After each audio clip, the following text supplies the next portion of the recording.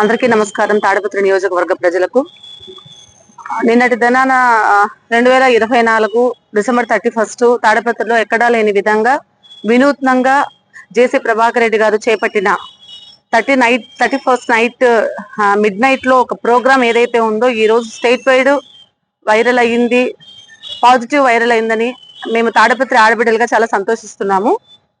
ఇప్పుడు విషయానికి వస్తే, మేము ఎక్కడ మా ప్రభాకర్ రెడ్డి గారు తాడిపత్రి మహిళలను ఉద్దేశించి మంచిగా చేస్తారు అని బీజేపీకి చెందిన మాధవీలత గారు కొన్ని ఘాటైన వ్యాఖ్యలు చేయడం జరిగింది. ఆమె మేము ఖండిస్తూ కూడా పత్రికా సముఖంగా ఒక మాట మాట్లాడాము. ఇలా ఇంకొక నియోజకవర్గం మీద, ఆమె ఉండేది కర్ణాటకలో ఉంది, తాడిపత్రి గురించి ఏది తెలీదు, జీరో నాలెడ్జ్.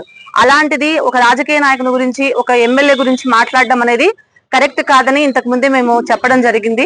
ఇప్పుడు ఆమె మీద నాన్ బెయిలబుల్ సెక్షన్ తీసుకోవాల్సిందిగా తాడిపత్రి టౌన్ సిఏ గారికి కంప్లైంట్ ఇవ్వడం జరిగింది.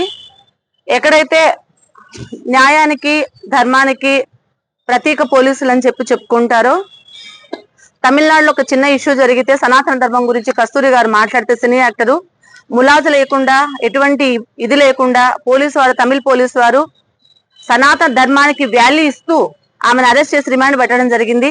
అలాగనే మేము కూడా ఇప్పుడు నటి మాధవిపై ఖచ్చితంగా చర్యలు తీసుకోవాలి. తనకు కూడా ఇంకొకసారి ఒకరి విషయాలలో జోక్యం చేసుకోకుండా, ముఖ్యంగా తను కూడా సాటి మహిళ కాబట్టి ఆడవాళ్ళ గురించి కిడ్నాప్లని, రేజింగ్లని, గాంజాయి అని చెప్పి తాడిపత్రిని ఒక తక్కువ చేసి చూపించడం కరెక్ట్ కాదు. ఆమె ఇన్స్టాలో చాలా ఫాలోవర్స్ ఉంటారు. మంచిగా తీసుకునే దానికన్నా చెడుగా తీసుకోవడం ఎక్కువ ఉంటుంది. కాబట్టి మేము ఆమెను ఖండిస్తూ, ఆమె మాటలను ఖండిస్తూ, వ్యాఖ్యలను ఖండిస్తూ స్టేషన్ లో కంప్లైంట్ ఇవ్వడం జరిగింది. దయచేసి పోలీసు వారికి తెలియజేయడం ఏమనగా, సార్ ఖచ్చితంగా కేసు రిజిస్టర్ చేసి ఆమెను రిమాండ్ చేయవలసిందిగా సార్ మా తరపున, తాడిపత్రి మహిళల తరపున మేము, మా కౌన్సిలర్ అందరము సీఏ గారిని కలిసి కంప్లైంట్ ఇవ్వడం జరిగింది. సార్ షూర్ గా కేసు అయితే రిజిస్టర్ చేయండి. మా తాడిపత్రి మర్యాదను కాపాడాల్సిందిగా పోలీసు వారిని సవినయంగా కోరుకుంటున్నాం. మీ కమలమ్మ. Thank you.